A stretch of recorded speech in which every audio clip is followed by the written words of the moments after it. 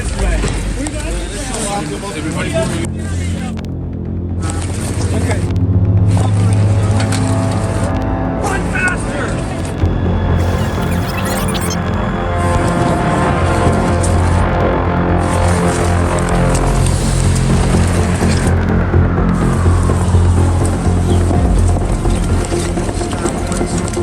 Stand together.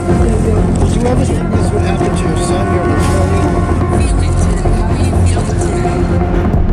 This trial has been fair. Now please let us go.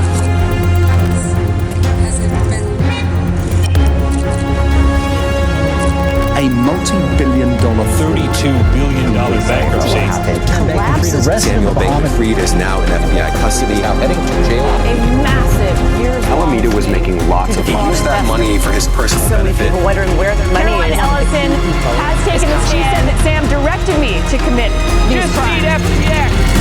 Welcome to Verified Live. Let's start with that breaking news in New York, where in the last few minutes, Sam Bankman-Fried has been sentenced to 25 years for what's been called one of the biggest financial crimes in US history. A couple of years ago, Sam Bankman-Fried was riding pretty high. He was a billionaire entrepreneur. He'd founded the cryptocurrency exchange FTX. Sam Bankman-Fried has been sentenced to 25 years in prison. Former crypto king Sam Bankman-Fried is forfeiting $11 billion in assets as he begins a 25-year prison sentence for fraud. He was found guilty back in November of orchestrating a multi-billion-dollar fraud that led to the collapse of his company. He was convicted of fraud and money laundering last year after stealing billions from cryptocurrency customers. As calculated, Sam Bankman-Fried's sentence range would have been so high, it was technically an illegal sentence. It was actually in excess of the statutory maximums. Involving more than 1 million victims. And the sentencing marks the final chapter in a dramatic collapse.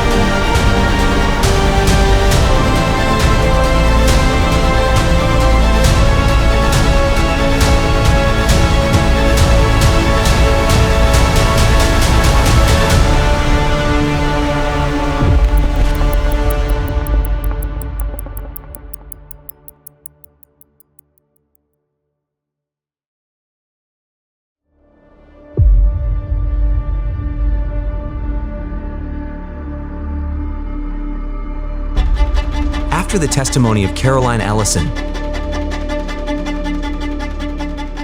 Bankman-Fried's lead defense attorney, Mark Cohen, argued that Bankman-Fried was not responsible for fraud, but was instead trying to clean up a mess caused by others, including Ellison, Gary Wang, and Nishit Singh.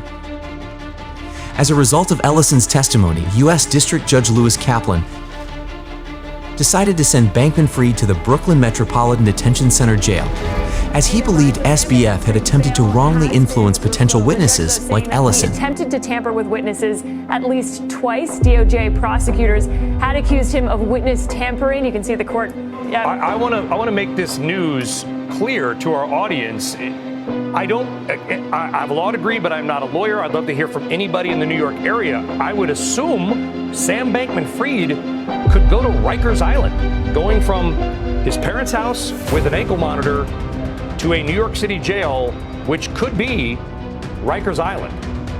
This is a big change for Mr. Bankman-Fried. Initially, Sam Bankman-Fried was staying at his parents' house in Palo Alto, California, as part of his bail conditions, which required a $250 million bond. The former FTX CEO is released on $250 million in bond while awaiting trial for fraud and other criminal charges. The largest ever for pretrial bail in U.S. history. For context, Ponzi schemer Bernie Madoff was subject to a $10 million bail secured by his mansions across the country. Enron CEO Joe Skilling had to post a $5 million bail, and recently imprisoned Theranos founder Elizabeth Holmes had to fork over $500,000. People were a little shocked to see, first of all, that he got bail. Second of all, that he was able to come up with enough to cover it. I know it's not $250 million, but it's still a big chunk of change. From the court's perspective, Sam Bankman-Fried presents no danger to the public in terms of future financial crimes. A twist in the case arises when FTX filed lawsuits against SBF's parents to reclaim clawback money and gifts they received from FTX executives. Sued the parents of founder Sam Bankman-Fried on Monday, saying they enriched themselves. Later, SBF's parents requested the court to dismiss the FTX clawback lawsuit. They rejected claims of being insiders who pulled money from FTX before it collapsed. Joseph Bankman said he used to offer legal advice to his son, including tax advice on the $10 million gift that Bankman-Fried gave to his parents. And he lastly stated that I was not associated with FTX operations and management.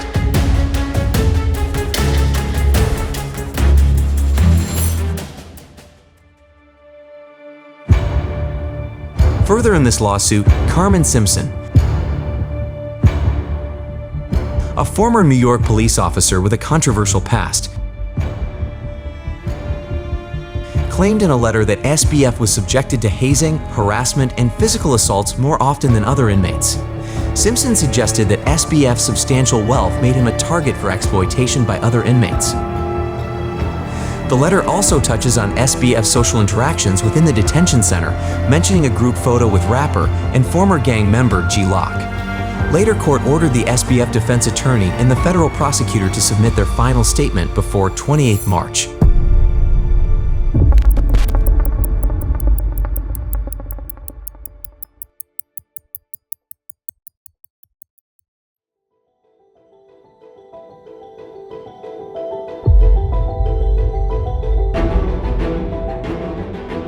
On March 28th, Bankman-Fried appeared in court, where Judge Kaplan was set to announce his sentence. This is quite literally Sam Bankman-Fried's final chance to make a direct appeal to Judge Lewis Kaplan. This is an old school, no-nonsense judge who's a legend in the Southern District of New York. He had zero patience for Sam's demeanor on the stand in October, and that's really the thing that we're looking out for here. Can Sam change Judge Kaplan's mind? And the only way that he can really do that is, one, if he takes a stand, and then two, if this time around he accepts some responsibility for what happened to FTX customers. Before the decision, Bankman-Fried delivered a vague apology, blaming the crisis at FTX on mismanagement and saying that he was sorry about what happened. Bankman-Fried claimed that he wished he could help return customers' funds. Lastly, stating that my useful life is probably over. Later, judge says that this count found SBF guilty of 7 counts of fraud, conspiracy, and money laundering, along with other charges of conspiracy to commit commodities and securities fraud, and sentenced him to 25 years in prison, and ordered him to pay $11 billion fine. The judge recommended that SBF serve his term in a medium security prison near the Bay Area due to being vulnerable to extortion and harassment.